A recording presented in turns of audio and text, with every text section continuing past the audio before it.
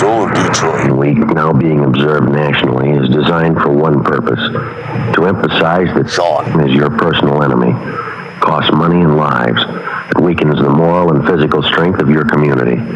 Show your respect for the law by cooperating with ML Elric. 52 weeks a year. Join the fight to stamp out Shawn, the ally of treason. You asked interrogative, you bring it out of my face. It's gone. What are you doing? What are you doing? That is not paid for by them. That is paid for by the people of Detroit. You might be qualified, ML. I'm not qualified for this job. Let me tell you something. You want to go right now? Okay? You want to go right now? So we have to start the show with two corrections. First of all, Shawn is not the ally of treason. He's just a very good friend. I thought you were going to say the ally of reason. Oh, yeah, no. That we absolutely would have needed to correct that. And also, my mom insists on setting the record straight on a story that was told recently about some question as to whether or not the L in ML stands for love child. She pointed out that she was married in December of 1966, and I don't remember that because I wasn't there, and that's the point of the story, and that I was born in October of 67, so this was not a shotgun marriage. So my mom said, if you want Sunday dinner ever again, you got to get that straightened out. I said, Mom, sometimes the chicken's a little overdone, but I will get the record straight. I'm just impressed you had a point to a story. I'm getting a text. The chicken is fine. So, no, the chicken is fantastic. So, and so is Shawn, which is often confused with the chicken while he's trying to sell out this country as part of his whole treason thing. Thank you. Yeah. And we have some very special guests today. That's it? Yeah. Okay. No, we don't. Why am I here? Less If I'm is the more. enemy? Who am I the enemy of? The people. The people. You. No, The people. Because you represent I the speak people. for the people. Yeah. Well, you do more than speak for them. I can't wait to have that statue built. I told him, can you make it Saddam size? And it turns out there's a gazebo at Fox 2, and I thought, could you guys put the statue at Fox 2? And they said, actually, can you get the rest of your shit out of your office? So when you do that, maybe we'll see about a statue. And I think it's mainly just because they need a place for the pigeons to roost and do. How many whiskers on the chin? To be determined. Okay. Yeah, I'm not. I try not to interfere with an artist's muse. Okay. But Is this lover's quarrel over yet? that's the whole treat. He's very sensitive to selling out the world. But we have some special guests here today for a special cause. Derek Kevra, my friend and former colleague at Fox 2, he's still at Fox 2. I'm the former Fox 2 guy, is joining us because we are going to be MCs at a special event that's being put on by Max Prokop, who you know orally, and we'll let you figure out what that means and insert the blank, because he is the composer of our... Oh, you mean A-U-R-A-L-L-Y. Okay. Then yes. Actually, I'm not sure. You're in a band, so it could mean anything. Just hanging out in a van and just, I just love that. hitting the road. So Buzz Me Cool was composed by Max for Max, is our that the name? 100th anniversary show. He has changed the name of the song every show. Yeah, it's Buzz Me Mellow. That's but right. Oh, Buzz Me Mellow. Yeah. Oh, right, but I said I jazz. thought it was called Cool Ass Shit or something, right? Yeah. Okay. So we've compromised. It's called Buzz Me Cool Unless You're a Treasonous Son of a Gun. And Shawn is not objecting, so I guess he is. And of course, Marc Fellhauer's here as well. Always. So That's all I got. And the reason why we're all here is because this is a little bit of a capitalist enterprise, and we are pleased to be sponsored by Luke Nowacki and David Hall, who support all the Red Shovel Network shows. Oh, was that my cue? You're the professional. You're the broadcasting pro. I might have been communicating with Joe and not paying attention. But at least I admitted it. You want to know about Hall Financial, right? Is that what you said? Is that my cue? Yes, I do want to know about Okay, it. thank you very much. I understand they're saving people a lot of money. Yeah, you know how? With great deals? With a cash out refinance. Oh. Because home values have just skyrocketed. So you can tap into your home equity and get a cash out refinance from Hall Financial right now. It's the easiest way to get thousands and thousands of dollars. There's even a listener recently who was a Hall Financial client and got back $55,000 with a cash out refinance. You pay off high interest credit card debt. You can consolidate loans with them, remodel, update your home, and get it set so it can make more money for you. Unlock thousands of dollars today. Cash out refinance from Hall Financial. Just call them 866-CALL-HALL or chat online at callhallfirst.com. That's 866-CALL-HALL. And when you have all that money and you're looking to invest it, there's a guy who knows exactly what to do with it.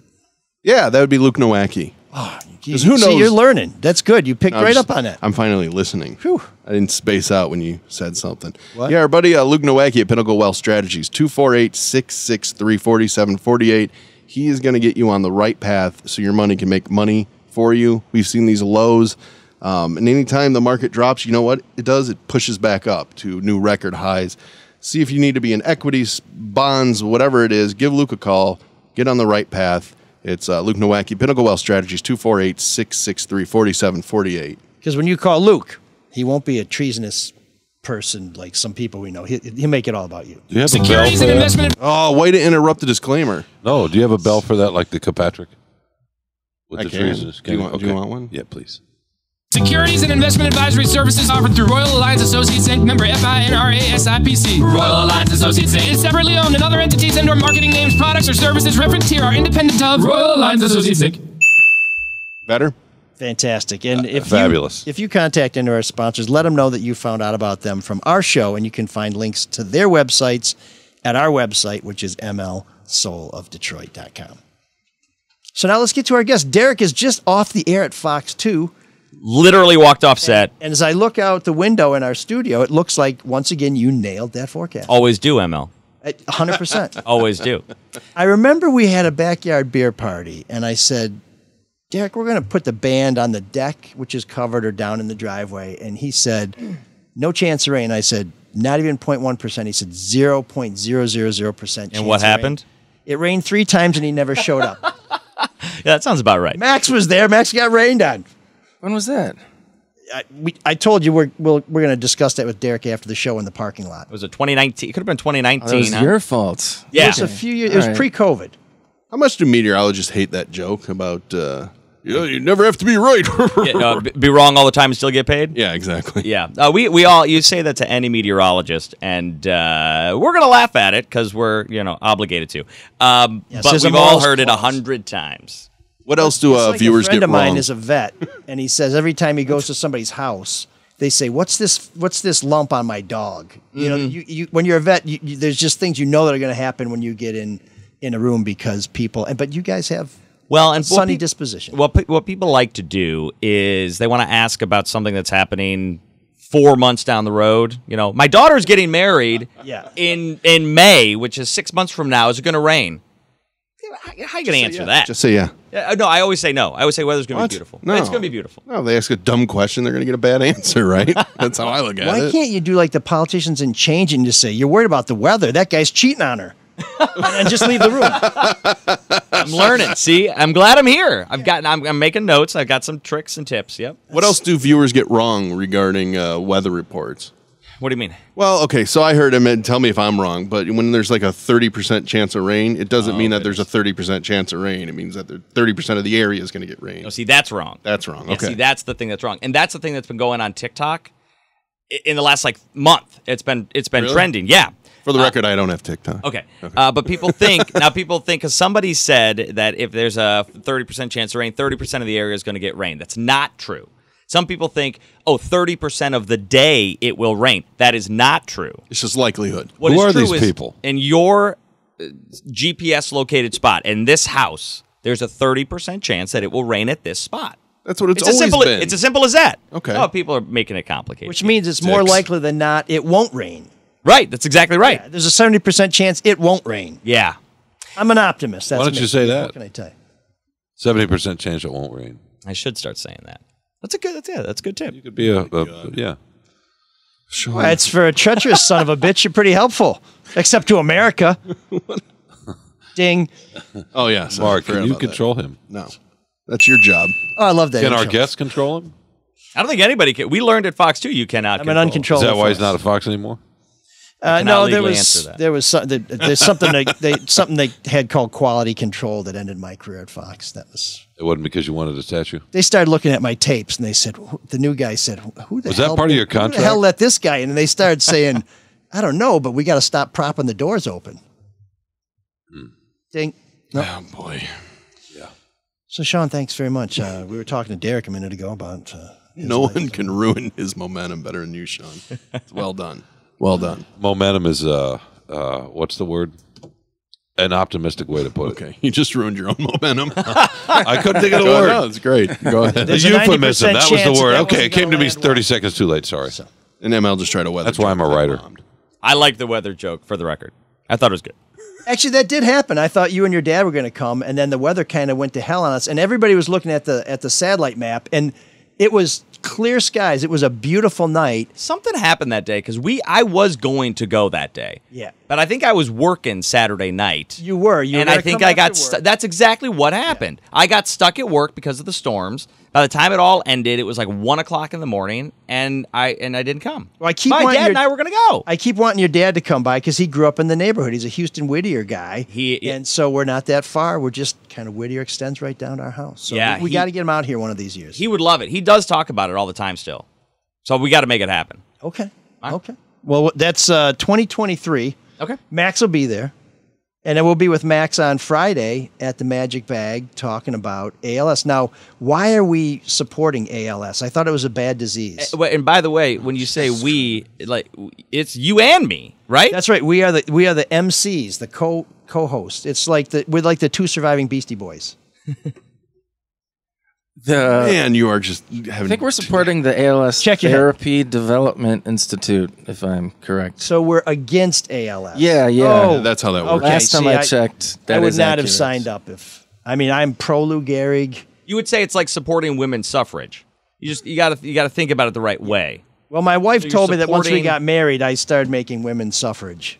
Oh, my God, Shawn. Do something about him. I don't know what to do. Derek, can you do all the jokes at this event? Yeah, we're gonna have to talk more about this, ML. Here. We may have to. This is all the raw material. Yeah. This. Oh, great! I'm glad you're using the podcast to workshop. This is the no judgment zone. We're just spitballing. This is a brainstorming session. By the time we're there at the Magic Bag, it's just going to be all the A material. Now, Max, you put this event together. Is this your baby? No, this is not my baby. Okay. So the headliner is the 3148s, and that is Greg Jones, Jason Seifert, Ian Coote, and Tom Jones. That, incidentally, Greg is Derek's brother-in-law. Oh, okay. Yeah, that's how I got roped into it. Roped. So where does the name come from, the 3148s? Yeah. It's insurance legislation about attorney fees. I'm speculating here, but I think they did it because if you win with conviction, you ask for attorney's fees. So I think it's sort of their tie-in to that, like... And we get our fees. Plus, the chicks dig it, right? When you say, I'm with the 3148s. Everybody's like, well, I'm going to that. So I was going to go to the Beatles, but that 3148 sounds pretty catchy. Yeah, I don't know, the number bands thing. Maybe they grew up in like the Matchbox 20, 311, Blink-182 era, and they were like, dude, we need a number band. I don't know. I would also speculate that they probably never thought that they would stay together or have as much success as they did have. Okay. And if they knew that they would be this successful years later, they maybe would have come up with a better name than the 3148s, but now they're stuck with it. Well, the Who changed their name. They used to be the High Points or something, weren't they? Or the Marksmen or something, like way back in the early 60s. So there's still time. If these guys, if this show launches them, if they really break out, it may be, it may be high time to change that. You didn't have to kill his momentum there. He did it himself. Why? It could become the summary dispositions or something. The momentum. Or the directed verdicts. How about that? I thought they should have gone with the threshold injuries. I think that sounds pretty punk rock. That's a legal term, but it's like it's the crash mine now. test dummies, right? We're taking that. Oh, you should also maybe, Max, explain. So why would a band choose a name about insurance legislation? Because they're insurance lawyers, probably. But we still expect this to be a fun night. Right? I know. Right? I mean, I don't know if we're selling any tickets right now, but Derek and I are going to save this. Derek is, if people don't know this, tissue paper and comb. He can really blow it out, and I'm really good with the tambourine. Yeah. Well, the triangle is also not a bad instrument for me. I was thinking Luderman for that. Yeah. We'll see if he's available. Is he? Okay. Yeah. Okay. No, but I'm super excited about it. So Greg in the 3148s, Greg Jones, my brother-in-law, he said, hey, look, I'm thinking about putting some kind of event together to raise money for the ALS Foundation, the Therapy Development Institute. And by the way, why ALS? Is it a personal thing to him, or is it just something he's like, this needs more money? And that's a good question. Well, we had discussed it because the 3 bands all have attorneys in them, and I'm in this third band, Shasta Fox. And so we had these meetings early on, and I think we went with ALS because their charity was really on top of things. They just kind of were turnkey, ready to go. And I think that if correct me if I'm wrong, but he may actually know somebody that has ALS as well, so there might be a personal connection there. So. Well, it is a nasty worst, thing. yeah. I mean, your body deteriorates, your mind stays sharp. And there is a Detroit tie-in because Lou Gehrig, the Iron Horse, took himself out of the lineup for the Yankees in Detroit. He was staying at the Westin Book well, it wasn't the Westin then, but he was staying at the Book Cadillac, and he wrote a note on stationery from the hotel to the manager of the Yankees. Said, "Coach, I don't think I'm the best guy for the team today," and never played again. Wow, I didn't know that. Well, that's kind of the opposite of how he got the job, huh? From Wally Pipp. Yeah, Wally Pipp's like, exactly. He's like, "I got a toothache," and he's like, "Well, sit down." He's like, "Yeah, what the hell?" And I will never miss a game ever again. Yeah, exactly. Until he missed the game, and then he never played again. That's a heck of a story. And if Pip could have hung on for like 20 years, he'd have got back in there. Right. But it didn't work out that way. I wonder why. So why did they go away from the name Lou Gehrig's to ALS? I mean, not that you're. I'm just spitballing. Like, I wonder why, because it got a lot of attention when it was Lou Gehrig, and then it's ALS, and I don't know how many people really know what that is. Well, what does ALS stand for? Autoimmune something syndrome? It's the official. Yeah. Where's Patrick when we need him? He's sitting right behind you. He probably doesn't have a where's our mic, though. intern with the research? You got us that thing about colors and music and stuff. But they say it's He's still hungover from last night's listener party at the Cadger Cafe.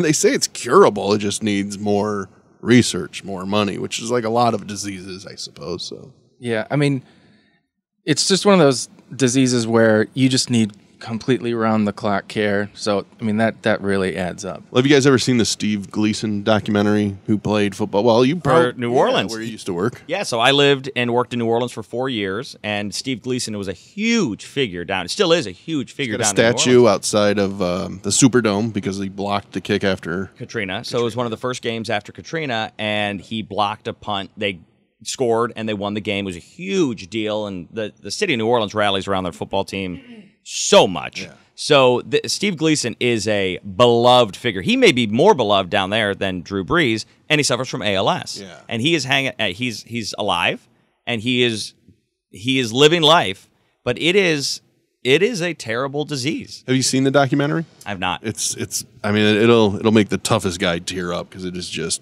amazing. You know, he had a kid after he was diagnosed, and this is a guy with a lot of resources too because of who he is and what he did.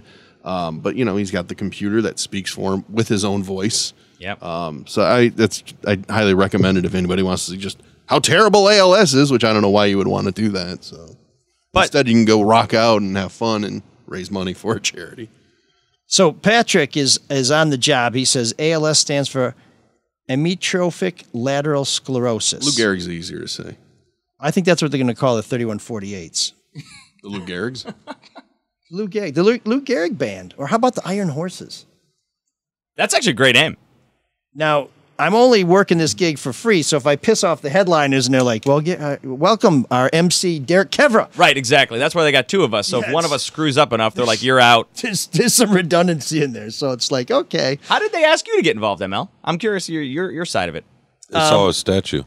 I was standing by the side of the road it was shortly after the city council campaign. I had one of those little cardboard signs, and they said, well, we don't have any food or any work for you because, who would hire you in their right mind?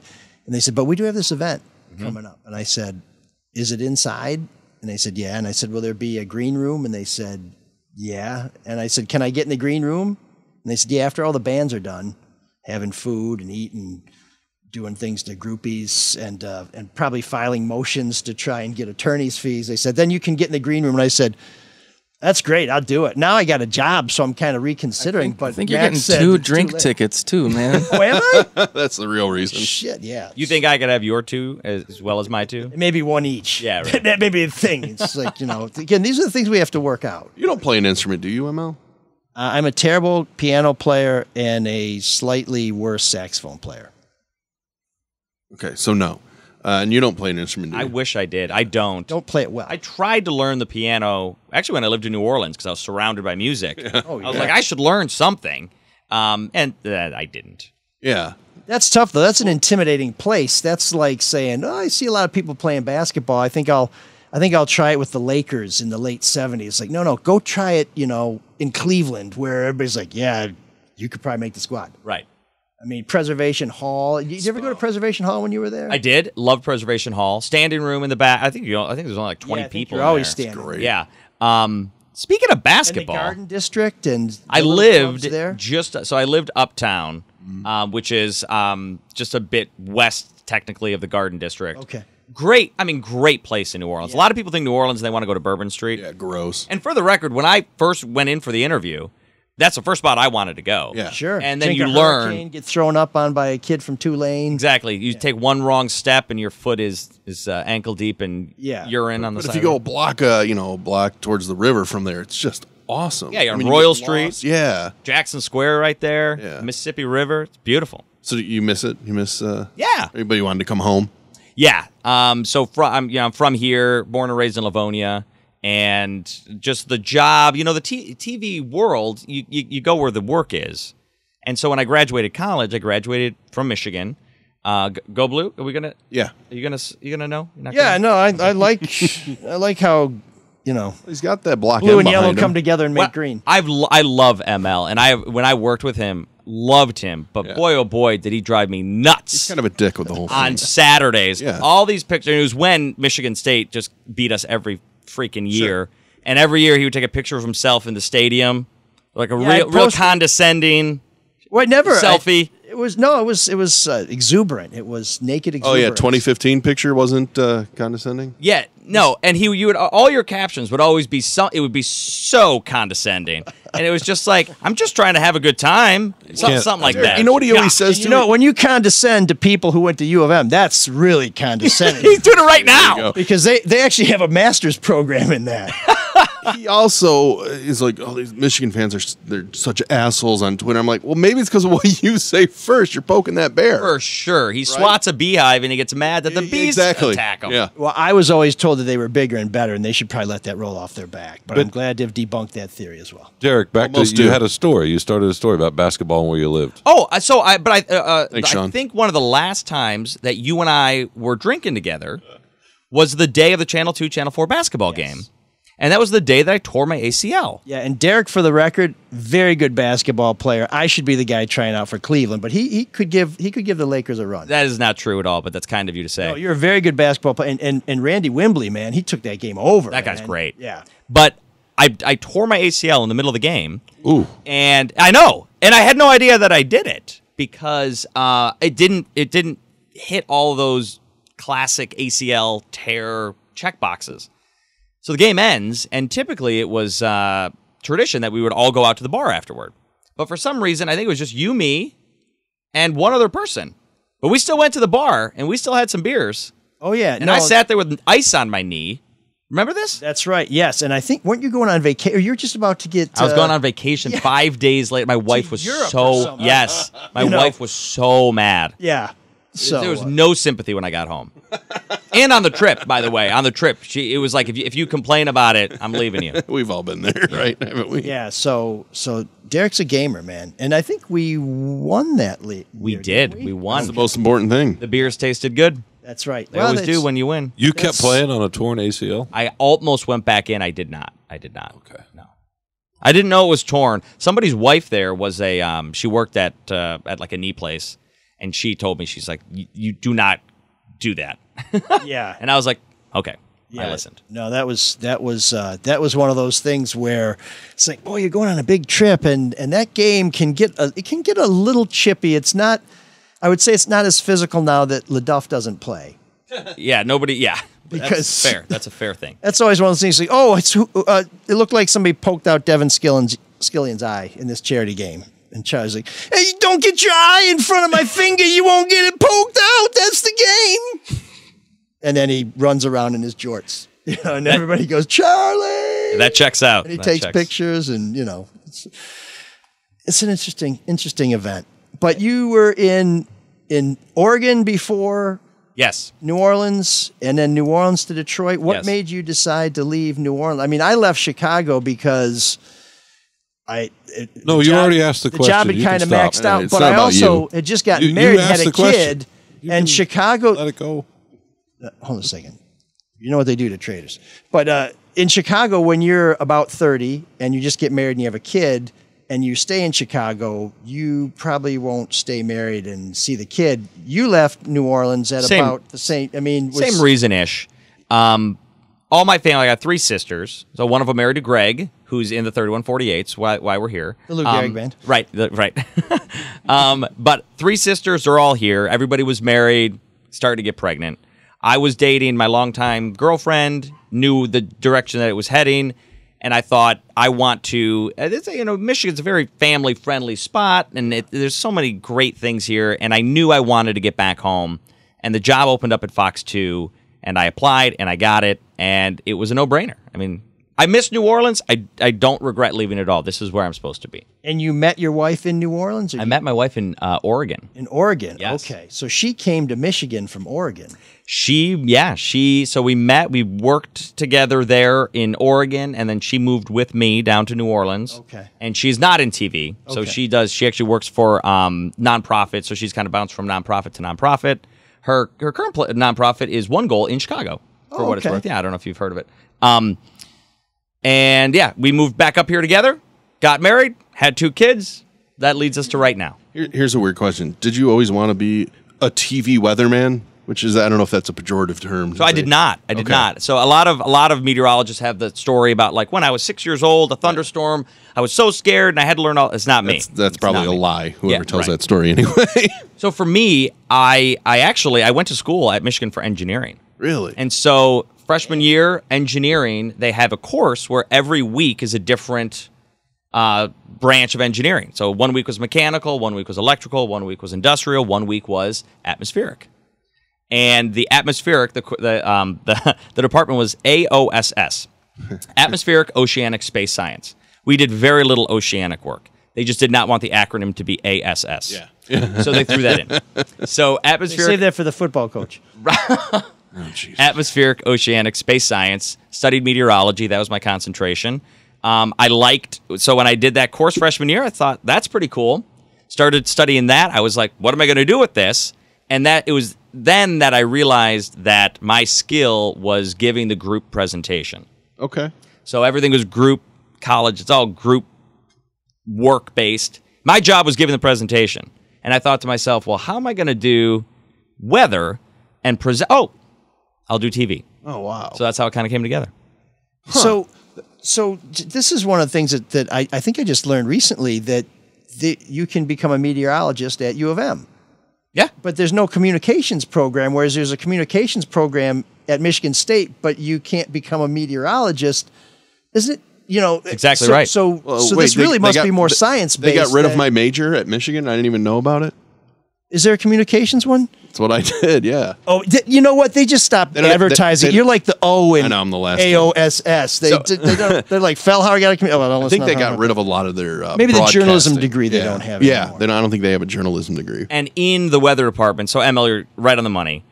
There's no class in the meteorology department that is broadcast at all. It is all research-based. It is all physics-based. Everybody that does it, there's very few of us that went to U of M that go into TV. It's true. Most people go into the National Weather Service, or they go work for NOAA hurricane hunters, or they go work for a weather model agency where they work on weather models. There's only maybe one person per class. I was the only one in my class that went into TV. Did you ever do that stuff, though, like hurricane hunt, or they fly the plane in there? Did you ever get a chance to do that, or chase a tornado? We had a class offered during the summer where you could go out to the Great Plains and chase tornadoes. I'm not interested in that. What? I'm not interested. Why? I don't know why. Oh, that'd be a blast. Because it's dangerous. And you're in an SUV with dorks who want to get sucked up by a twister. That doesn't sound good. And there's got to be a BO factor in there too. And I'm sure a lot of Red Bull and those cheese peanut butter crackers. What are you talking about? One of the women that I graduated with became a hurricane hunter. And this happened, I think, either last year or the year before. First, I don't know how it happened. I butt dialed her while I was pulling weeds in my backyard. And all of a sudden I hear hello, and I answer the phone, and I'm like, oh, hey, Lisa, I'm sorry, I butt dialed you. She goes, I'm in an airplane flying into a hurricane right now. Do you need anything? And I go, no, but can I call you for the news tomorrow? And she goes, sure. So then we had her on the news, and she was part of the first all-female hurricane hunter crew. Really? And she was on the plane right then. Oh, that's pretty cool. I know. So Nice. sometimes butt dials work out. She had time to answer the phone, though. That's kind of weird. I know that is odd, right? She wasn't flying the plane, I suppose. Right. But yeah, that's kind of, but you wouldn't want to do that either. No, I've got no desire to. I remember you don't get off on the disaster porn of weather. But don't give me that look, Shawn. I really enjoyed tracking severe weather, and when a tornado's on the ground, I like to explain where it is, where it's going, what's to happening. help people. Yeah, I don't. Exactly, I have Marc. no desire to chase it down. I don't want to be in the path of it. Why are you coming down on me? He wants to help people. Well, I'm not going to stop the weather as it's happening, but maybe I can help people. You want to watch people get I don't sucked up into the vortex and torn How apart. well do you know me? That's not what I want to do. So I want to say I respect and eat popcorn while I you're doing respect the massive power of it, and I think it's fascinating to see it. And Twizzlers. Is it motivated by the fact you just like don't want to be injured and killed by the weather? Yeah, after tearing the ACL, I learned it ain't that fun. Yeah, and the ACL was the least part of the injury. The wife on the Europe trip, that's where you saw those gale force winds coming at you. Came right at you me. did what? And when a TV guy's hair moves, you know the winds are high. That is true. Hey, what other weather myths can you bust for us that everybody accepts as being normal? Like, I don't know, particularly with lightning, I feel like there's a lot of, they say you can't take a shower right during a thunderstorm, which I think is true. You're not supposed to. So down in New Orleans, we had this little old Why lady. they call it a thunder shower then? We had this little old lady who would call us on the daily, and she would say, and she had that Louisiana accent. She'd say, "Hi, is it safe for me to take a shower every day? Is it safe for me to take a shower?" Every day, yes, it's fine to take a shower. I mean, there is something to be said about not being on a corded phone back in the day was a thing. Yeah. Because if your house took a hit, then the energy could. Is that still true with the shower thing, or is that just all bullshit? So I'm going to say it's not true, and then someone's going to send me some article that says it happened one time. Right. It is exceedingly rare for something bad to happen. Exceedingly. Yeah. It's still a bad idea to be outside naked in the rain running around with like a golf club.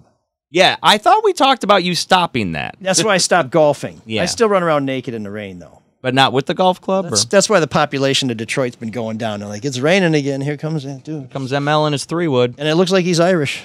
Yeah, no, it's not a driver, I'll tell you that. But well, people just died in. Still good on the greens. Oh God. Are you done with your set? People just died. This is.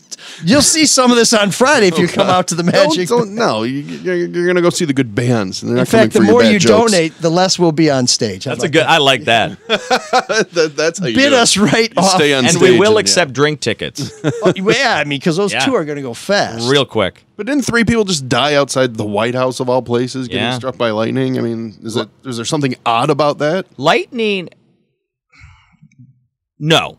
But when you're outside during a lightning storm, I mean, there's a risk for anything to happen. I mean, crazy things happen all the time. Sure. What I always tell whenever I go to like a school and kids ask, oh, I'm so scared with the lightning. Just go inside. You're fine.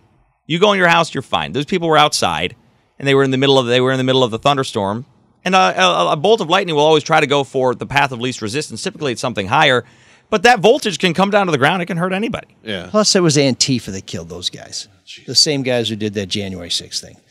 So don't buy. Shawn, we kills don't momentum. buy the mainstream media story on this. I think I might have one for you, Marc, on the spot. Did you guys know that? So when we talk about official high temperatures for the day, that all of that is taken in the shade. Every temperature for the day, high temperature today, 95 degrees. That's in the shade. Someone made up the real feel or feels like with humidity. So if a thermometer is right out in the sun, you're actually getting the temperature of that piece of plastic or that piece of glass, the mercury. You're not getting the air temperature, the ambient air temperature. So everything's taken in the shade. So whenever, like yesterday was 90 degrees, in the sun, it probably was legitimately 98. Yeah. I don't know. That wasn't as good as I thought. No, that makes sense because when I get in my car and I see what the temperature is in the car, I'm like, I know it's hot out, but it's not 95 degrees out. That's right. But it's got a black interior and it's been sitting in the sun, so... Well, your car doesn't have a thermometer in it, by the way. Oh. It has a thermistor. And a thermistor translates ohms translates ohms to temperature. So they've got an algorithm. Yeah. So like it translates. Max, do you have any idea what that means? No. What means? Exactly. Anything he just said. Yeah, Max is like, it's not the voltage, it's the amperage that'll kill you. That's right. Whatever There you that go. means. You got it. I have a question for you. Yeah. Humidity, is the heat better with humidity or dry? Because you hear this all the time. How old are you, 90? I'd rather be in Arizona where it's dry. I'm not saying It's me, a but you dry hear that heat. all the time. We it's like a it when dry you're in heat. Arizona, too. I'd rather be in Florida where it's wet heat. Tell Did you us say which is Arizona wet heat? better. No. If he said he lived in Florida. Yeah. Tell us which dry- is better. Just tell us Dry which is heat. better. Dry heat's better. Okay. Yeah. I was in I was better. driving through Death Valley in 1999. My car broke down in Baker, California, Not a good spot. which is for it to be weird breakdown. because that's where Hunter S. Thompson broke down in Fear and Loathing in Las Vegas. And they boasted the world's largest thermometer. And I remember looking up at this thing, and it was 120. And I remember thinking, it's not that hot. I mean, it was hot, but because it was so dry, it wasn't as bad. It's like, because Michigan's like a swamp. Plus the shrooms helped, right? Yeah. Or That was All the later. amyl nitrate and, you're more of a meth guy. and the gas. So I got to take Derek back to college because Michigan, some people get out of Michigan and they do okay. You're the only guy to go through that program in your class and Yes. become a television meteorologist, scientist, newsman, all that good stuff. What are the other careers that people go into for that? Because there must be a future for people other than broadcasting if you're going to get that degree.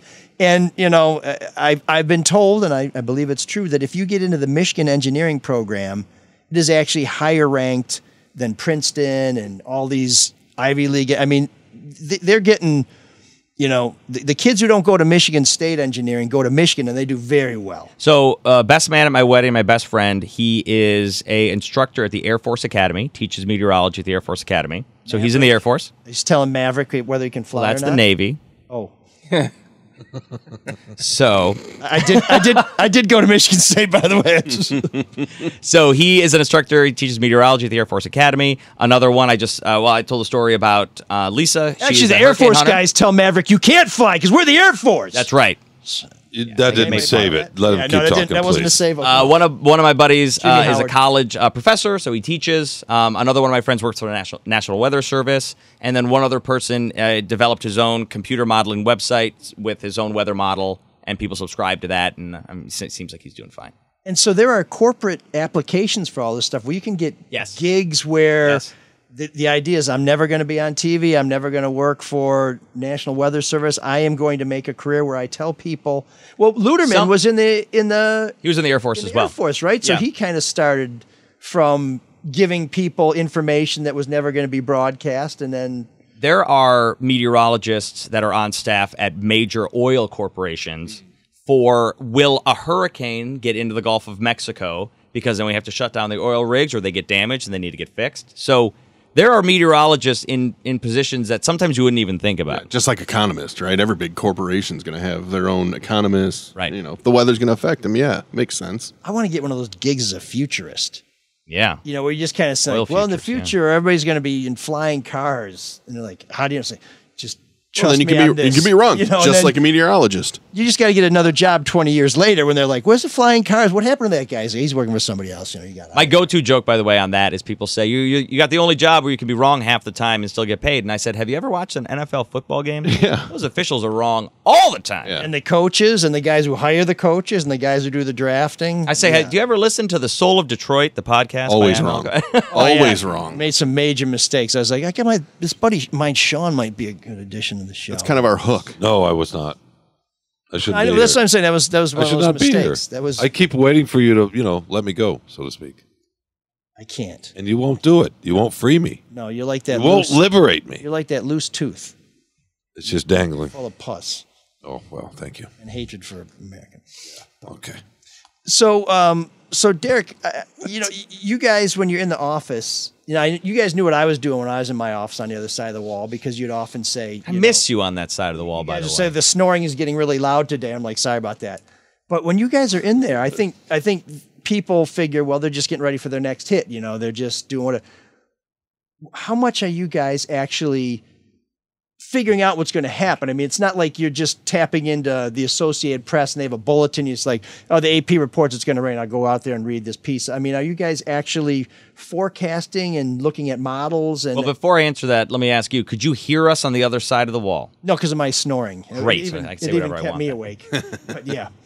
We all put together our own forecast. That is a misnomer. People think, well, you guys just get to work and you go to weather.com, right? No. Everybody at Fox 2 is a degreed meteorologist, went to school for weather. But isn't that misnomer because don't most of the measurements come from the government? Well, he's not in the atmosphere. Okay. I mean, there are places like the airport. Yeah. I mean, you've got it's called an ASOS site. I'm trying to explain it better. It's an automated weather site that is run by the government. Okay. Yes. But there are models that exist. Some of them are government-made models. Some of them are private models. Yeah. Some of them are universities. Colleges have their own models. And what my job is to look at all of those and say, nah, this one's not quite right. We're going to take it out. This one looks a little bit closer. And then to say, given what's actually happening, given what the models are saying, this is what I think. So there are days where I'll come into work and Longstreet will just have finished his broadcast. I'll sit down and I'll look, and I might disagree a little bit. Good. And I'll update the forecast, and if I'm doing my job right, I'll explain why I've changed things. So it's all just disseminating the data and figuring out, based on your degree and your experience, what's going to happen. And experience is huge, especially in a certain region where I'm from here, Alan's from here, Lori's from here, Rich is from here. We all kind of know what's going to happen when you see this squall line coming off Lake Michigan. It's important that Rich is so good. When Rich will look at something sometime and say, that ain't going to happen. and I'll disagree, and he'll be right.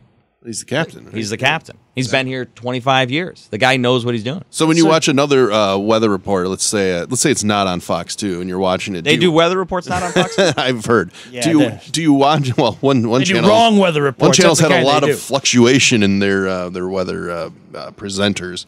Do you watch it for how they present it or for their forecasting? It's bullshit. You know what I mean? Because when I listen to radio, it's more about how they present it and what they do. You keep an eye on everybody. I mean, anybody who tells you that they don't watch the other stations. And you're doing it for competitive reasons. You know, what are they showing? What are they highlighting? If a severe thunderstorm warning pops up, how are they handling it? You know, it's an important part of what we do. Probably just a competitive nature. All right, more dumb weather questions. Heat lightning, is that a thing? Heat lightning is not a thing. Heat lightning is lightning you see from a thunderstorm far away. Okay. So the speed of sound and the speed of light are two different things. You know, speed of light is a lot faster. So there are in the way that sound waves propagate, it's like that. I'm not a child. I knew that. Okay, great. But it's not a thing. I mean, that was Mike didn't know it. So heat lightning is He simply got a communications degree from Michigan. Break it down for us. Heat lightning is simply lightning far enough away. The sound doesn't make it to your ear, but the sight does. All right, now the counting. I'm sure there's a mathematical equation. Is it really 1 mile for every second? Yeah, I don't know if it's 1 to 1. I did a thing about this a little. You can do it that way, and that's fine. It's not inaccurate to do the count. I'm just trying to think of what other lies we've been told when we were younger that aren't. Now we know heat lightning is a lie. Was it possible for Andy Dufresne to have timed the lightning strikes at the end of Shawshank Redemption? Great question. Yes. Really? No. Okay. I just gave you both answers. You see, that's an experienced meteorologist. Could you time it? What would Luderman say? Yeah.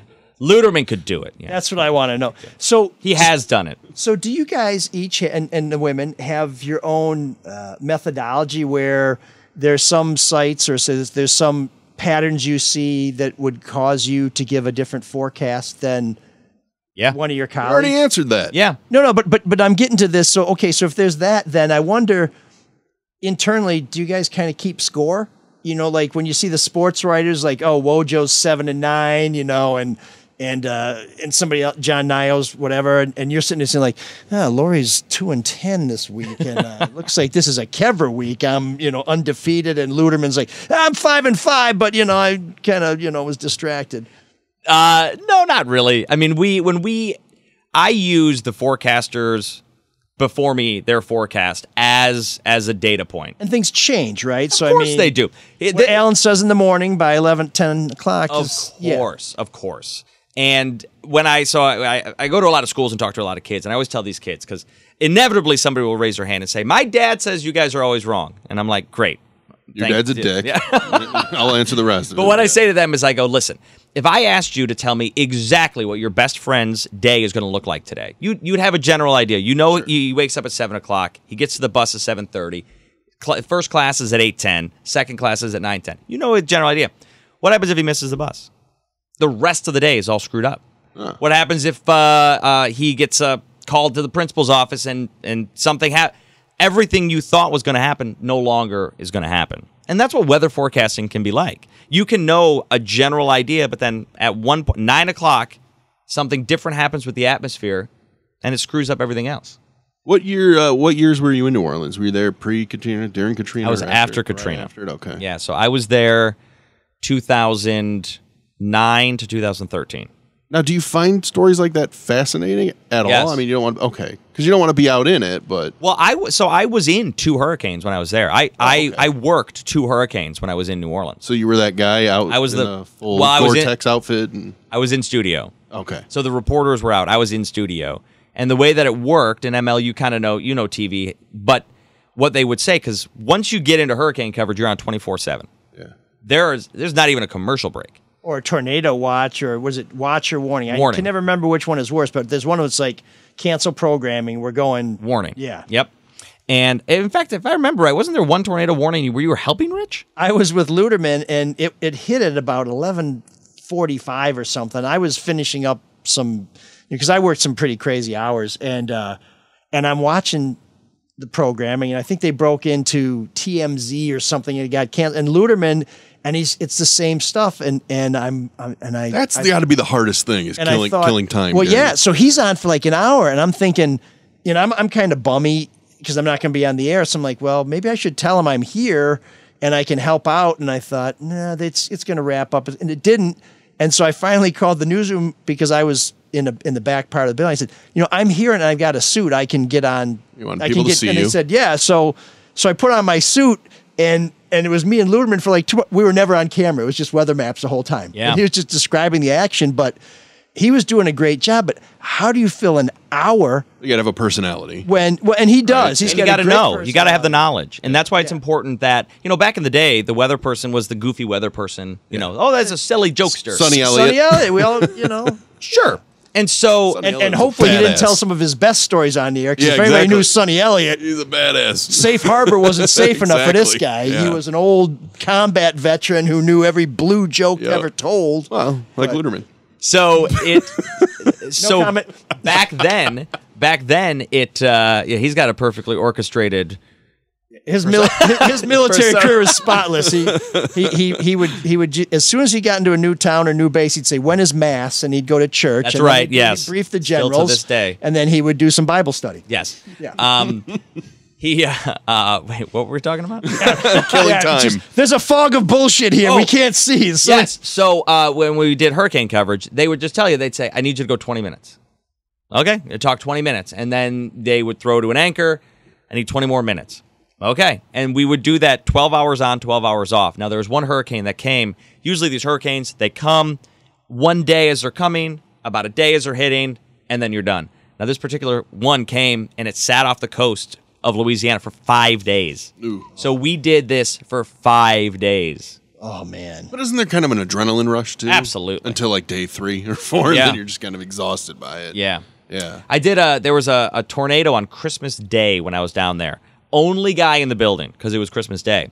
I was on for 2.5 hours by myself. Yeah. Wow. Yeah, just tracking it. Do you still have the tape of it? Do you ever watch it? No, I should. You'd probably highlight reel. You'd be so mad at yourself. You just look back. So the way we broke things up with Luderman was, I know nothing about the weather. But you can talk. Well, no, I just ask questions. I just ask every Kinda question. like we're doing I now. thought like, tornado watch, tornado. What's that mean? Why is this circular? And Rich is, this guy knows everything. So it allowed me to be the idiot at home who's like, why are we still watching this? Because when this happens, and it's like, it was actually a lot of fun. But when we finally got off the air, he was just wiped out. You're spent. And because he's also he's not just talk, but he's looking at the models on the screens. And Real so time. he's processing it. He's trying to make sense of what it is. He wants to tell people what's going on. He wants to be responsible. He doesn't want to scare people, but he wants people to know this is not a good time to go for a drive on I-75 by Monroe when this thing is rotating by Toledo. And it was just fascinating to watch him in the same way that when you go to a TV set and you watch these guys perform in front of the green screen, you know, if you have earplugs in, you're thinking, okay, these guys are all cracked out. But it's just amazing how they put the pieces together. And one time, Schaefer and I, when we had a partnership with Channel 7, we were there to talk about some Kilpatrick stuff. And Jerry Hodak was giving the forecast. Love that guy. He's walking through the newsroom with nothing, no notes, no nothing. And he must have recited the temperatures in, it had to be 3 or 4 dozen towns, just as he's walking through the newsroom because he's off camera and he's not looking at a prompter. And I thought, he's got to be making this shit up. Can I tell you a quick Jerry Hodak story? Yeah. Amazing guy. So Jerry, we had Jerry. East Side guy. We had Jerry on the Fox 2 Morning Show for our 25th anniversary of Fox 2 Mornings because Jerry Hodak started as the Fox 2 Morning meteorologist. Legend Jerry Hodak. I'm geeking out. I was like, Mr. Hodak, can I take a picture with you? Just told him some of the stories. You know, I've watched you my whole life. I think you're amazing.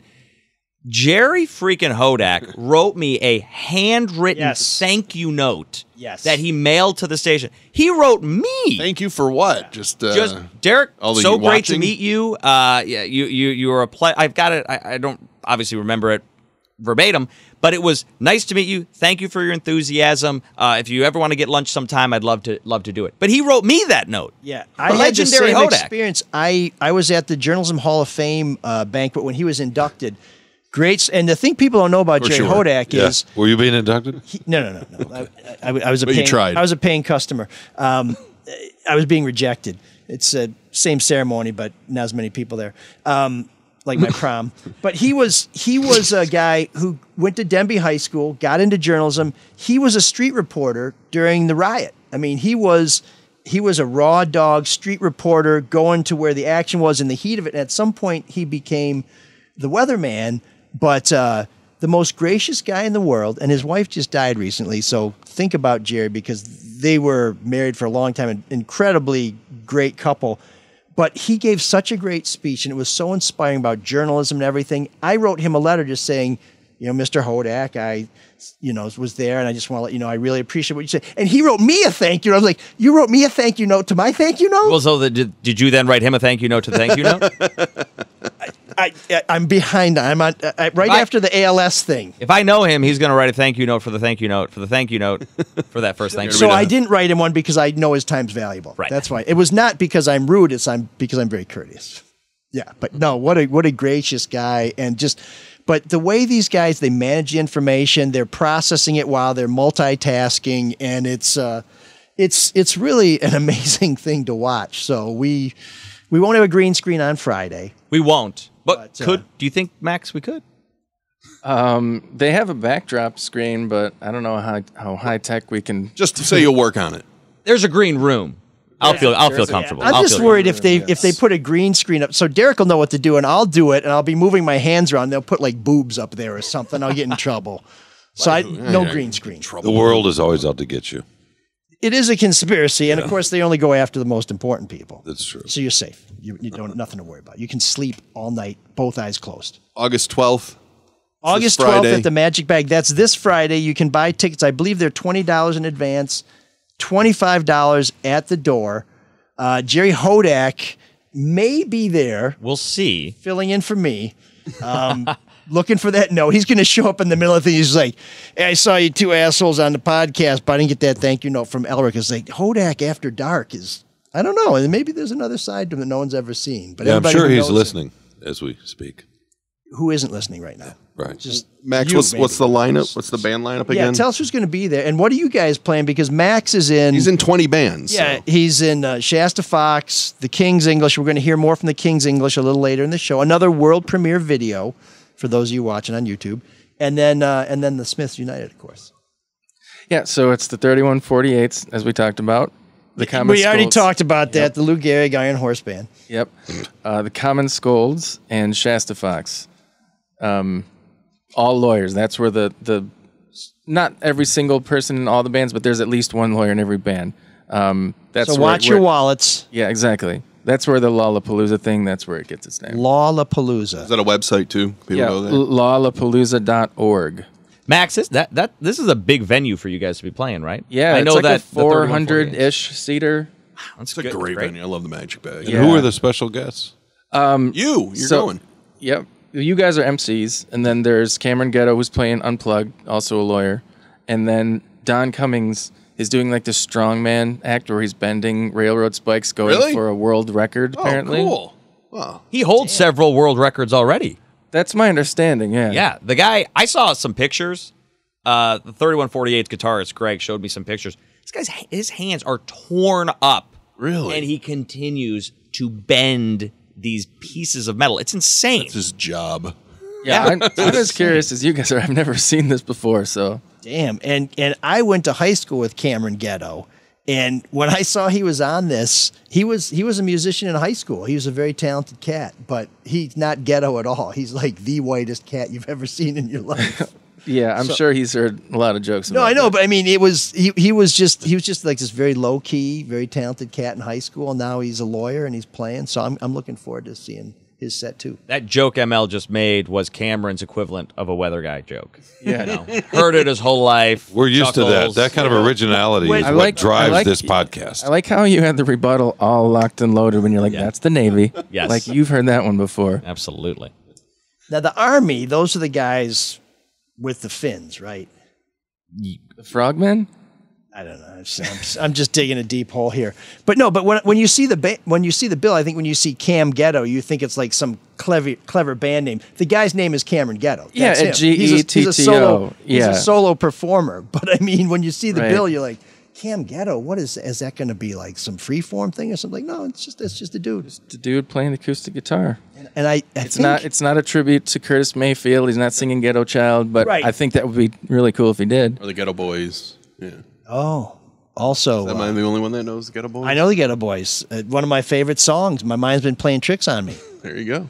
And I believe they have a guy in the band who's uses a wheelchair, right? Wait, no. In the Ghetto Boys? There's a little person. He Is got that his what it eye is? stabbed, yeah. Okay. That's the album cover where he's in the hospital after he got his eye stabbed. Okay. Bushwick Bill. Bushwick Bill, that's right. He'll be on next week's episode of this. Patrick, you got to. And actually, I think the Ghetto Boys may be available. I didn't know the question about the special guest would turn into this. Or you would have jumped in there sooner? No, Sean Like disapproves. one of those Air Force frogmen? No. Is that your cue Max to move said on to his the next piece, and segment? I didn't realize it was going to, yeah. That's your cue? Well, we want to hear Max's song at some point, right? All right.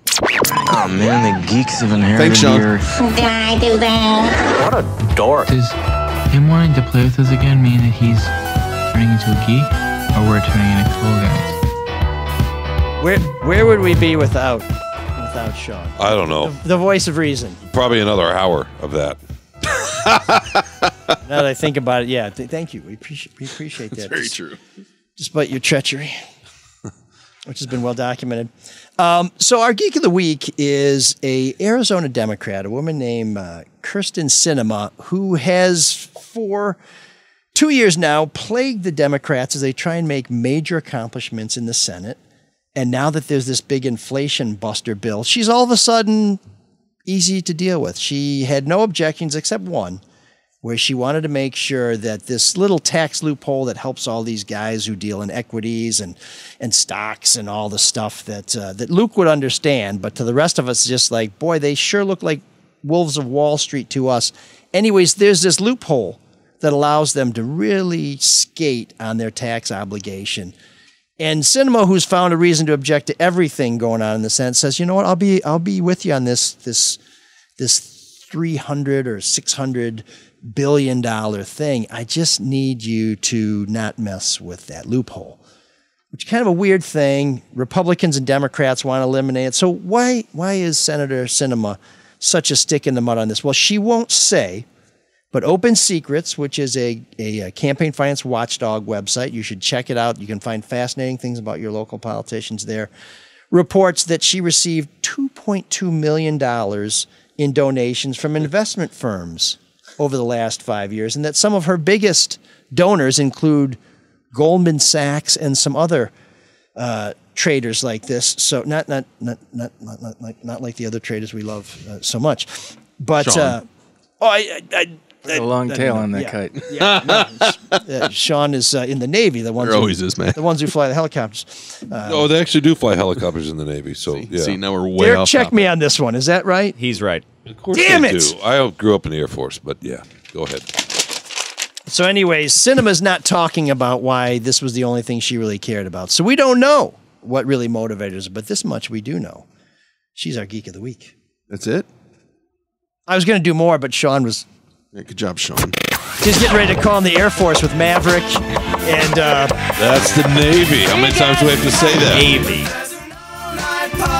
So let me get this straight. George Washington, he flew the F-14 at the end of... F-14's in the Navy, F-15's in the Air Force. Yeah, They look very similar. See, George Washington didn't fly planes, but The difference, there are a okay, few we'll differences. call the it a push. F-15 has no hook to catch it as it lands on a carrier. Oh, there you go. that's fascinating. Yeah. Not, Shawn, not really. Okay. Thanks for being interesting No, today. not really. This is the best show we've ever had, by the way. No, I liked it better when you and ML were yelling at each other. No, that was the worst show Still we've my ever had. favorite. Certainly the highest rated show. ML's mom was your mom here that day? One of them. Yeah, one of those days. Or was that off the air? No, that was here. No, my mom said last time she heard talk like that, it was in the Navy. Oh, you finally got something right about the Navy. The sailors curse a lot. Well, this is the part of the show Yes, they are sailors. that I guarantee it will be very high quality because we're turning it over to Max Prokop to talk about the latest world premiere video on our show from the King's English. Tell us a little bit about what we're going to hear and see. So, you actually just gave us a good segue without knowing it, because the song's called Ill-Gotten Gains, and I wrote it sort of about corruption, and your little lead-in about, it looks like I knew she's exactly what I was taken- Yeah, My mind works at a level planned most that people out. can't ascertain. He planned that out. But yeah, this all just started like 5-6 years ago. I heard it on a TV show, I think, that just the term ill-gotten gains, and I had this sort of 70s crunchy sort of fuzzy riff thing going on, and I'm like, I'll do a song about corruption. It kind of just, all these different verses started coming out, and it's pretty self-explanatory, but the weird thing is that sometimes it reminds me of you, oddly enough, because you go do that Ill-gotten gains. You do that whole rooting out corruption type thing, and it's sort of about that. And so that hook, I didn't know Christian that he did Cinema, that. we're watching you. That just happened? In the live version. That's going to be in the live version. This is the highly produced video, but he's Max riffs. Did you really have to bring him into your intro? Well, I just was like, that's an interesting segue. You just figured because you were sitting next to him. If you'd really gotten that communications degree from U of M, Marc, you would have realized what an elegant plot we have here. And so now, ladies and gentlemen, for the first time on the airwaves, the King's English with Ill-Gotten Gains.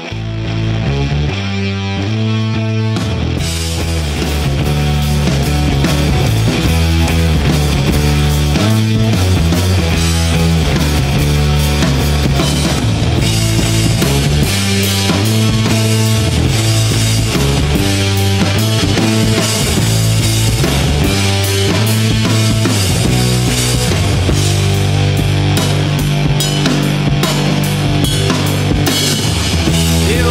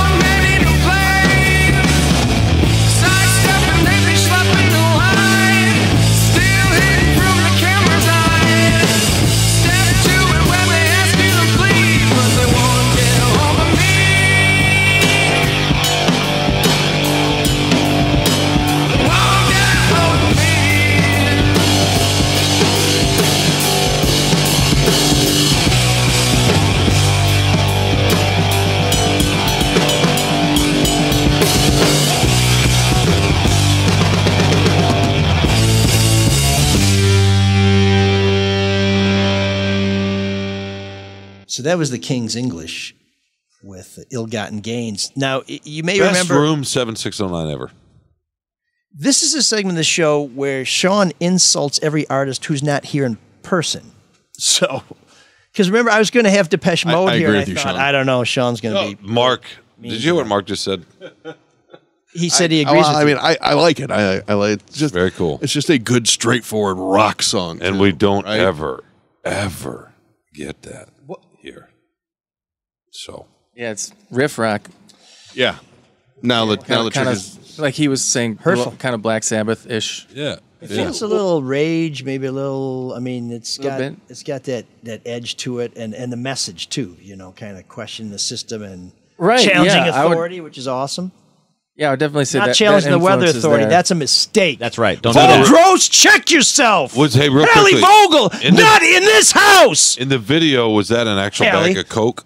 yeah, Because that was a big bag's bag. empty now. Yeah, And will that be at the fundraiser? That was theatrical cocaine, but okay. Will that be at the fundraiser? I'm just asking. It's not a Shawn question. That's only if the fundraiser isn't successful. That's our backup plan. So as meteorologists hate to hear like, oh, you guys are wrong 50% of the time. Do musicians, do you not like when people say, oh, that sounds like... No, it's not Something? an insult at all. Because, I mean, you're mentioning a lot of my heroes. For someone to compare my stuff to Black Sabbath and Rage Against the Machine, are you kidding me? Well, you set it up that way, in fairness, Sure. right? You said you were going for a certain... You Right, had a right, yeah. riff from the 70s kind of crunchy in your head. Yeah, that So was I was like listening the for vibe. that. I was trying to listen. So are you when you're writing, are you conscious of, because there's been so many lawsuits, because so many songs are accessible to so many people that there'll be connections to other songs? I mean, are you like, oh God, that sounds too much like this, it needs to be changed? Not really. I mean, every once in a while, you'll be messing around with a chord or something like that, and you'll realize, oh, that's sort of already taken. But there's only so many chords and so many orders that you can do. Right, yeah. I actually heard something about some guy who wanted to use an algorithm to copyright like millions upon millions of melodies, so then they all become public domain. Yeah, I've seen that, yeah. Which would be great. Yeah. Right? Maybe the 4138 should get on that. Yeah, I'm going to talk to him. Right after the name change. Derek, what'd you think of the King's English? I thought it was great. He's stopping the momentum again. Right? The only bummer while listening to it is the King's English. That's your other band, right? Right. Well, they actually are playing at Lollapalooza too. But I'm the singer in both bands, so you're going to just see some members behind sort of change, but the audience won't really. Is there a healthy competition between those members of those bands? Not really. Okay. No, we're all friends. Yeah. The two drummers in the two different bands have known each other their whole lives. So okay. Are you swapping out lawyers for non-lawyers, or? I'm the only lawyer. Oh, that's right. In any of them. Okay, so very good. Holding that whole lawyer thing down. I like it, man. That's a solid. It was cool. It was a jam. Now the video, if you're watching us on YouTube, you just watch, but the video itself is on YouTube, so people can go find it. Yes. And like it and subscribe to your channel, which we encourage them to subscribe to channel ML Elric, so that when we have a new show going live, you get a notification. You can click on the alert. You'll get anytime we have new content. But they should be checking out the King's English on most definitely YouTube as well. And World War IV, they can see World War IV. World War IV too. We decided not to put ourselves in it this time, which is like less painful for me to watch. Yeah, I would never want to be in a video. Well, Pearl Jam, they never like doing videos. They didn't want to be in them. Wait a minute, let me just get this straight. So you guys don't like watching yourself on the screen? Oh, God, no. No, can't relate. Unlike Can't you. relate. Yeah, I mean that's your whole job. Mike does. Do you ever get uncomfortable? I often record watching myself. Yourself? No. Did you when you worked there? Well, this guy. That's all he did was watch himself. Here's how I would get uncomfortable. I'd be like, God, I wish I did that better. God, I wish I didn't talk as much as I did. We'd see some of those Q&As with Huel and Monica, and I'm like, oh my God, when am I going to shut up? Have you always been like that though, Derek? Where you were like totally fine in front of a camera? Yeah.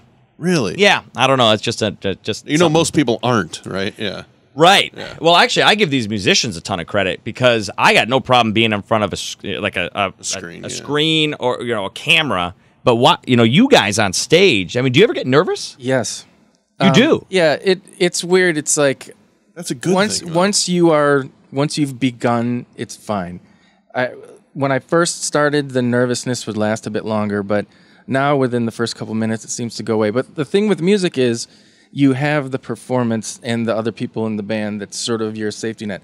Like, if you ever go to a comedy club and you just see the stage and the mic, and if somebody were like, hey, get up there and just go for like an hour, it'd be terrifying, right? I mean, I feel like the people who are really good at that, they have a special sort of gift. But with music, it's like, we have composed this. Yeah. Even if there's a section for improvisation, you kind of have an idea what you're going to do. So with the drummer, you're like, he's going to just hold down the engine, and we're going to do what we rehearsed. You know what I mean? So that's kind of your seatbelt. Do you practice those moments where you walk over to the drummer and like jam with him in the middle of the set? You know, because that always happens. And you get the head going synchronized. Yes. I think what you're seeing there is when you actually find a way to get into it and sort of let go. That's awesome. Even if it's a song you've played a bunch of times before. Yeah, it's weird. Things take on new life when you're doing it in front of people. It's hard to explain. You got to feed off their energy, because Right. if you're playing a song, like I always am amazed. Well, Elton John, right? We talked about him a couple of weeks ago. That you can play the same songs over and over and have. I mean, his energy's a little lower than some, but have a massive amount of energy. It's just hard to make that up on your own. You got to get it from somewhere else, I would think. Right, yeah. I mean, the Rolling Stones have opened There you with go. Start Me Up for, 50 years or whatever it is. Yeah. I imagine every time they do it, there's a gigantic stadium full of people screaming back at them. You find a way to get into it again. So the Magic Bag, we've played shows there before, and it's just such an awesome venue. And like they have so much power there. Like the owner of the Magic Bag has put a lot of money into everything, like laser lights and there's like powerful subs underneath the stage. So when, I'll plug in my bass and I'll just thump the low string and you feel the whole thing resonate. You're like, oh shit, this is going to be so awesome. So the song doesn't matter if you played it a million times. Yeah. Oh, that's cool. And who produced the video? Who directed it? That's Mike Miller, the guitar player from King's English. And he's also in Shasta Fox? He's not in Shasta Fox. What? No. And Maverick is not I in thought the I Air saw him Force. playing with... Oh, you know what? I know what it was. I went to see Shasta Fox, and he and I were at the bar. Yeah. So Mike is often at the bar when Shasta Fox. Everything is how it relates to it. Of course it is. Love it. I love it. It's just that's Well, because I actually get out and see stuff. You guys are living in the basement, and Shawn's watching sports on TV and saying, "Oh, that guy sucks." I don't like to watch sports at home. Or yourself on TV. So But Shawn when hates everything. When it's your job, right? Well, I was thinking maybe your job should have been working at a monastery, making like some sort of mead or something. I'm content to carry your bags around. Just be I was just thinking vow of silence. One of those monasteries, I mean? like so you got the Friar Tuck look going already, except for the cowl.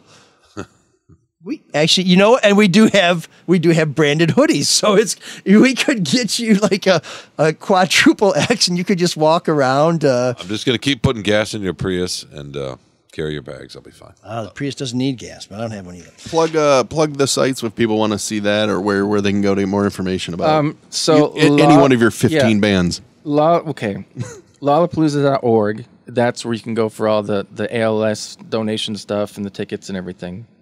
The King's English there's a YouTube channel of the same name, and then we have bandcamp.rockedproper.com, which is where you can buy. We have a couple CDs on there, and you can buy the digital downloads or Google the band name plus Bandcamp. Right. Yeah, and the same thing with Shasta Fox. Perfect. Which the interesting thing, Shasta Fox is named after an intersection a couple blocks from here. Really? I used to because I used to live in Ferndale and I used to ride my bike around. And then there was just these two streets that intersected, and you would look up at the signs, and it would say Shasta and Fox. Is that on a album cover or no? Take a picture of it. I think it would steal it and bring it to the venue. There we go. That's why. That's why borrow it from the city of Ferndale. Always and take it to the stealing venue. with you, isn't it? I said borrow. I changed it to borrow. First, it's watching people get thrown off in tornadoes. Have you ever, and now Shawn, it's stealing. Have you ever stolen a? Shawn wants to stop the steal. Have you ever taken a street sign? No. Have you, Dare? I have not. I stole a sober Max, have you ever bike in taken a street Tokyo. sign? I have not. ML? I got a call coming in right now. Is this just an early 90s thing? Hello? I mean, no. Oh, have you? Have you stolen? Oh my God, yeah. What else have you stolen? You did have a cone. Julie's heart. Julie's. Thank you, Emma, for bailing me out there. I'm not a thief. Except for the stealing. Well, it was public property, though, right? So I kind of paid for it. I borrowed a moped. Paying for it right now. I'm not happy about it. It was a dumb Yeah, kid. when you were in Thailand. Tokyo. Oh. Soba bikes, they called them. Okay. Noodles off the back. Yeah, we heard that story before. No one was asking for a rewrap. Oh, sorry. Yeah. Oh, Go ahead. Hello, Pot. No, that's it. That's it. Yeah. This is the portion of the show where it's a really good time to run up to the bathroom because we're not done yet, but you're not going to miss anything. Are you sure you're not done? You're never done. Derek, thanks for coming in. Thank you guys so much. See you Friday. I'll see you Friday. Magic Max, bag. see you Friday. Awesome to see you right here. And hope everyone else comes out because ML and I would love to, say hi, steal take your some drink pictures, tickets. Steal your drink tickets. And it's a good cause. It's a good cause. We're fighting a nasty disease, and you can help. Thank you, sir. Come back and explain the difference between the Marines and the Army next time. We're going to need a whole hour for that. Okay. And I'll have a billion different weather questions. Badasses. Or tell us how you dress down kids in schools. Good. Good. Keep doing it. They need those lessons. Reminded me of that movie, Thank You for Smoking. You ever seen that with Aaron Eckhart? Where he's like, my mommy says that cigarettes kill. Sounds like your mommy's not an expert now, doesn't it? Like, go get him, Derek. Love it. Bye, guys. See you. See you, Derek. Thanks, Derek. Derek Kevra, you can watch him on Fox 2. And Friday, we're going to be at the Magic Bag, raising some money, raising some beers, having a few laughs, and listening to some great music. So is Mike going to get up with Shasta at all? Is there going to be some cross-pollinization? Yeah, no, we're doing Shasta and Kings. Okay, so Shasta will go first, and then Kings will just sort of swap in. But, because we have to share like a 50-minute set. Right. So we'll see Mike on stage. Yep. Okay, good. Because Mike, all the musicians you play with are fantastic, but Mike really shreds. And I had no idea he was such a talented visual artist. Yeah, I think he went to Specs Howard and works for Blue Cross and does a lot of video editing for his job. So okay, damn. Yeah, and he does graphic art and stuff like that. It's a very, very, very talented crowd. Well, this is the point of the show where we thank the people who have made donations. So we're going to go right through because nobody made a donation. So it's really easy to donate, though. That's a bummer. Yeah. You could have just skipped that whole part in general. Yeah, and go right to the feedback. I just what do you want to tell people to subscribe? Over time. We are turning into Shawn. No. Patrick can help us with I this. just want to let people know that they can still donate. Just hit a little button on our website. And Can Patrick tell us how to do that? I don't know. mlsoulofdetroit.com, and there's a button that says donate. You click it, and then you put in what you want to donate. That's awesome. Very It's simple. that awesome. easy. Yeah. It's that easy. Thank you. So we want to get back to the listeners. And Ken writes, ML, reference free piece by Bill Leitner on the most recent Pontiac mayor. Oh. If you missed this is a great story by Bill Leitner, one of the most longest tenured, but also most interesting cats at the Free Press. This guy has, if you ever run into Bill Leitner, say, Bill, tell me about that time you were in Paris, or Bill, tell me about how you got that job on Zug Island. I mean, fascinating stories, and a lot of them he's writing for the Free Press. He wrote about the previous mayor of Pontiac, who did not get on the ballot because she had some campaign finance issues. Anyway, the new mayor, Tim Greimel, had some stuff checked out, and the auditor for the city of Pontiac found out that they think maybe $1.6 million or maybe $1.2 million, anyways, more than $1 million had been misspent. They didn't break down all the details, but some of it included a trip to New York, and it sounds like 3 going away parties, and then hiring people who she wanted to hire for the city that the city council said you can't hire. She'd hire them as interim employees. So that's the amazing part of the story, because the city council has to approve it, and they would say, no, you're not hiring that person. She's like, I'm hiring whoever I want. Right. I mean, we have checks and balances. Well, you see that in Washington all the time, where somebody can't get approved by the Senate, so they're the acting head of the CIA or whatever, and then they act as the head of the CIA for like 18 months. You're like, hey, at some point, you are the head of the CIA. The 2 parties, though, that she threw, because she did like the state of the city, and then she knew she was leaving. Yeah, and there was like an after party. She threw another state of the city just so she could, it seems like, funnel money to her nonprofit. That it's a wild story. It was really well written. Yeah, it's a great story, unless you're a Pontiac taxpayer. Well, no, it's bullshit. But I think when you break down the $1.6 million, you're not going to find that $1.6 million went into her pocket, but that $1.6 million in taxpayer money was spent in a way that was improper, such as hiring people to do jobs for the city when you weren't authorized to do that or where you were told you can't do that. In our system of checks and balances, you need to follow the rules. At any rate, Ken asks, assuming you read it, obviously I have, in your keen Pulitzer Prize-winning opinion, do you think there's enough meat there to predict she's the next indicted, arrested, and maybe imprisoned Southeast Michigan politician? Or did it read more like some run-of-the-mill trumped-up smear by the city's new administration? Well, certainly not the latter. I think we need to have a breakdown on where that $1.6 million went and whether or not there's enough there for the feds to come in and bring a public corruption case. They're going to have to let us know. I'm sure the feds will want to know more. They do read the newspapers and they do watch the news. I think the Lonnie Bates case with the Detroit City Councilman who had ghost employees and had his mistress and his daughter on the payroll and all this other stuff, or his mistress's daughter on the payroll. The feds found out about that because they watched Scott Lewis on Fox 2 when he was one of the problem solvers, and they followed up on that. I know there's stories that we've done, Jim Schaefer and I at the Free Press and other reporters done, where the feds see those and they say, let's check that out. It looks like there's something there. Well, with this Pontiac case, I think the city council meets today and they'll have a vote because there's an outside auditor that looked at all this stuff. And They're going to vote to send it to the, I guess, the feds, right? Well, so whoever the prosecutor is. So here's where I'm going with this is, the feds will look into it. And if the feds look into it, it's going to take a real long time. But here's what always frustrates me is, why don't the county prosecutors look at this? Why doesn't the state attorney general look at this? Now, we have seen State Attorney General Dana Nessel bring a prosecution in Macomb County against the former prosecutor, Eric Smith. He was the prosecutor, I think, at the time that she charged him for misuse of funds. So sometimes we do have the local prosecutors get on this, but we shouldn't always be waiting for the feds to do this, because one of the things with the feds when they investigate or want to investigate a public official, they have to go to Washington and go through the Justice Department, and there's all these different layers.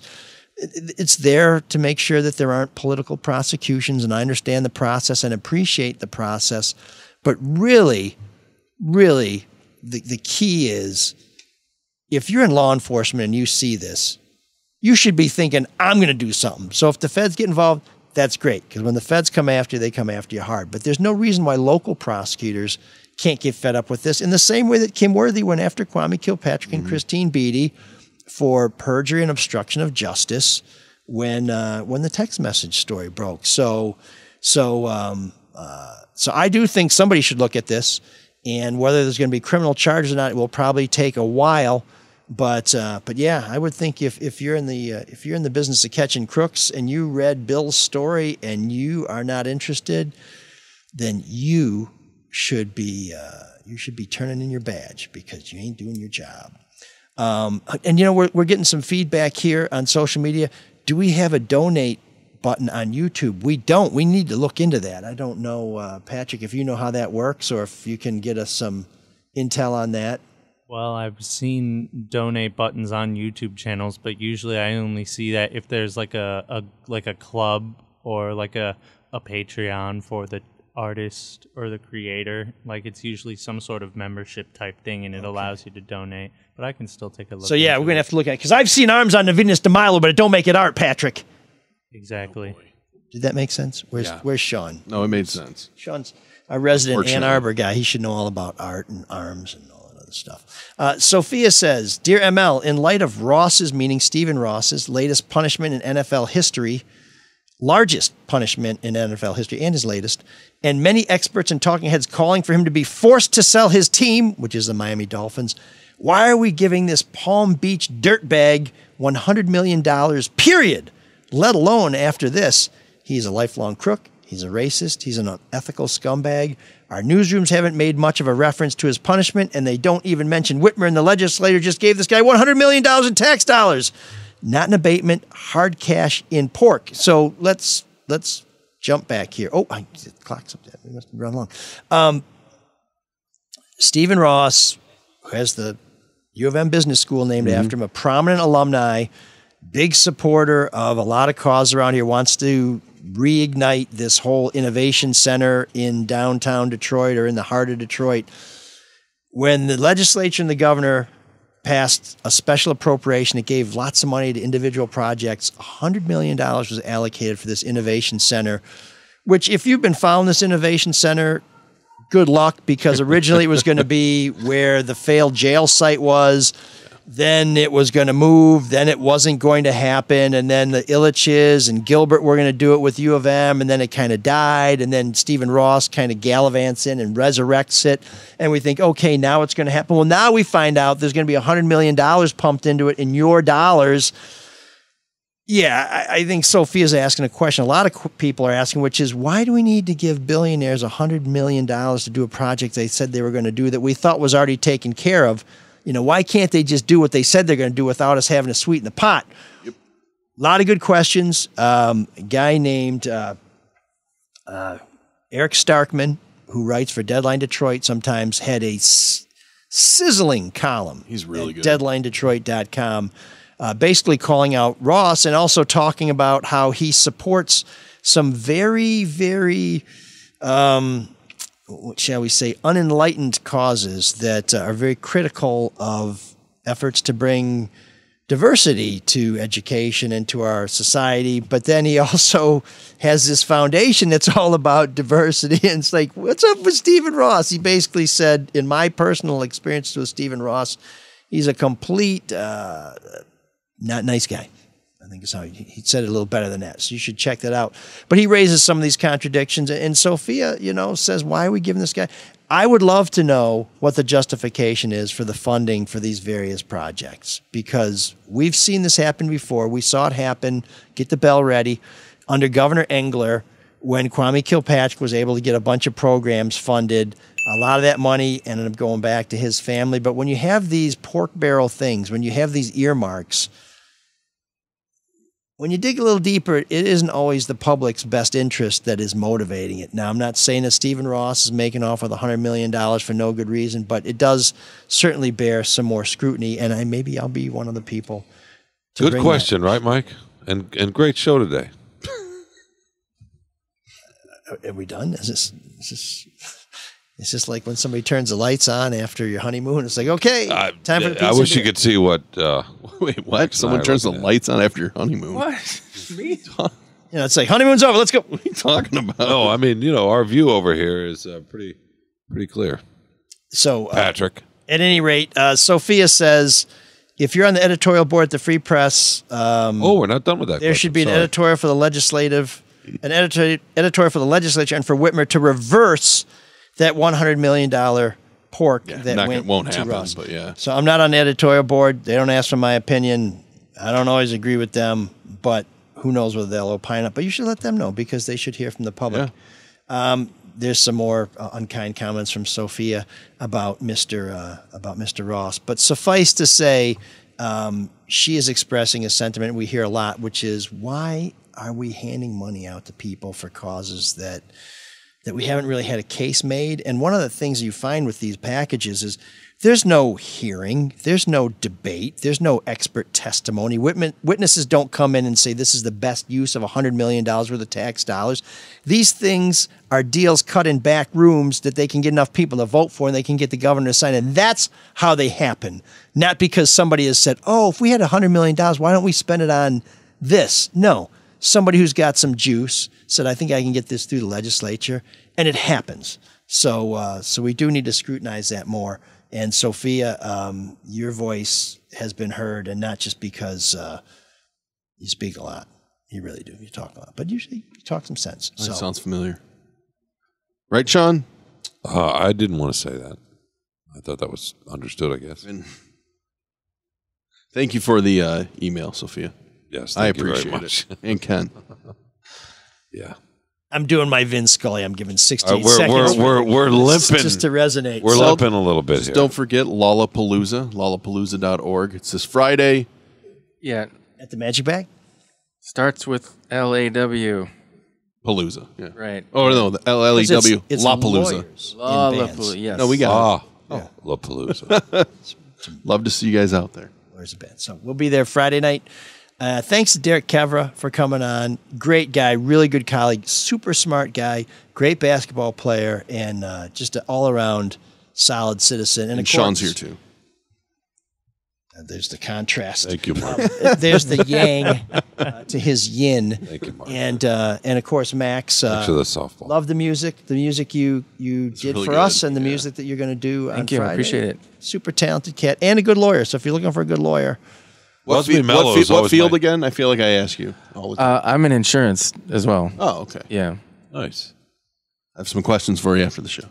Okay. I don't know if insurance law questions are the most exciting things. Buzz in Me Mellow is my podcasting. favorite part of the show, other than getting to see Marc every week. No, I know what your favorite part is.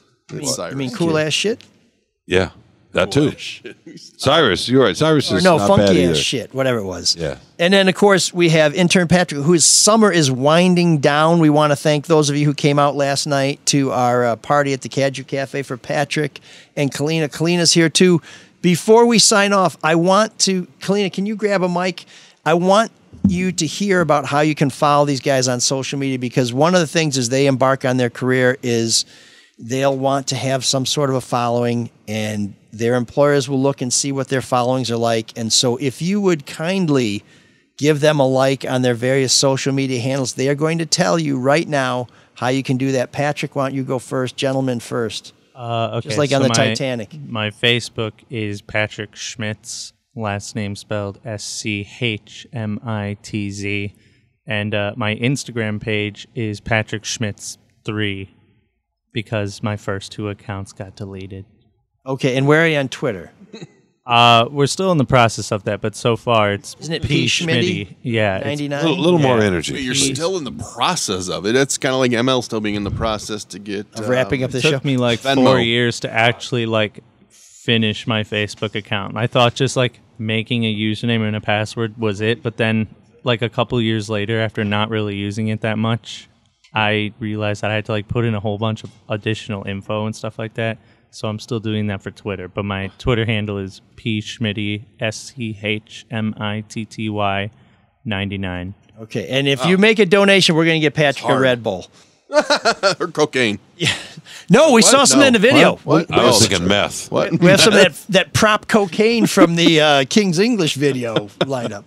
And Kaleena, how do we follow you on social media? Not with air tags or creeps on campus, but this is all social media stuff. So most all my social medias are at Kaleeness, KALEEKNIESS, just to make it more complicated. That's very hard, yeah. And then my Facebook is Kaleena Niece, KALEENAKNIESS, and I use all my social media. Most of it, my Instagram is definitely more just whatever. Google and Stalker, and they'll all pop up, right? Twitter is where I we post a are lot against more of my news, articles, stuff I'm doing at the radio station, all that jazz. So. Okay, so if you want to know what these talented cats are up to when they're not here, go find them on social media, like their pages, follow their pages, share their posts, help them build a following so that when they're ready to enter the job market, employers will say, here are 2 people who really know what they're doing, because they're doing the opposite of everything they learned at the Solar. Much to Shawn's chagrin, I'm going to ask a question that hopefully doesn't add 30 more minutes. Oh, but does Patrick need sleep? When Yes. you're okay, you guys are young.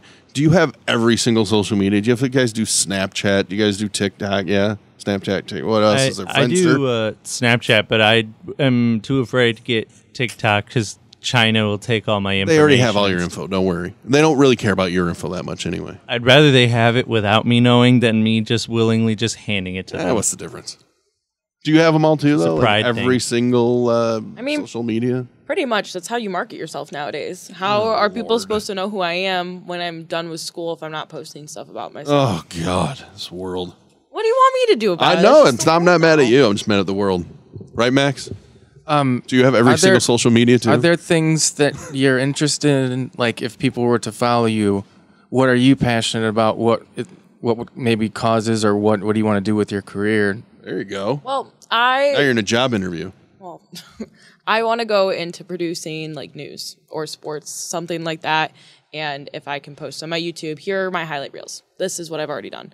I know how to anchor. I know how to produce a video. Then people can see it. And if you don't have a following, if you don't already have your name out there, why am I any better than the next candidate? Sure. Right.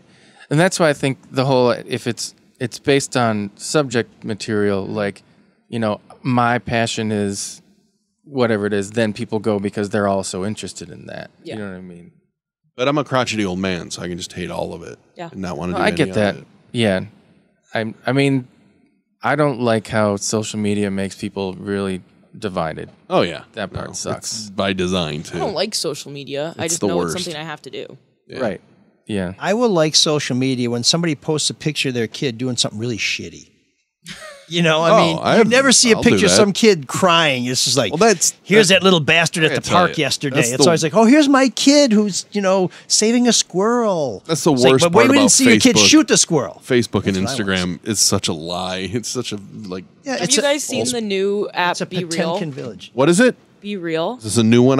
People are gonna have to download. So once a day, random time, your phone will go off and it gives you 2 minutes. You got to take a picture with your front-facing camera and Oh, your back-facing God. camera, and it shows everyone what you're doing at that exact moment. Why? I Nobody love it. needs It's to my know that. favorite thing ever. I saw 2 minutes of Shawn peeing on Be Real.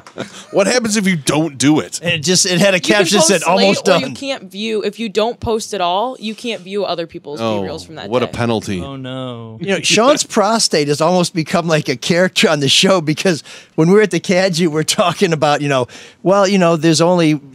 a small restroom, so you want to try and get in and get out, and they're like, yeah, you don't want to get in there behind Sean. I said, he's just got a large People actually said that. Nice Yeah, picking. because you make a point. It's like, this is that part of the show where I have to take a break. And Well, nice Nice Maybe picking I on a just- physical maybe ailment. I just need a break. But I'm just saying, I think that you You know what I become mean? you From become him, like is this like I think a champion of this cause. We should have a benefit for this. You think so? You get old, you slow down in lots of ways. It's all right. It's no big deal. But I appreciate the keep concern. mocking it. And my goodness, where is Cyrus? Why don't you ask him to perform a task that he seems singularly suited to perform? Yeah, he's reluctant to do it. Who? This guy? Can you dig that? Can you dig it? Can you dig it? ML, our counter spy solves an exciting case next on Soul of Detroit.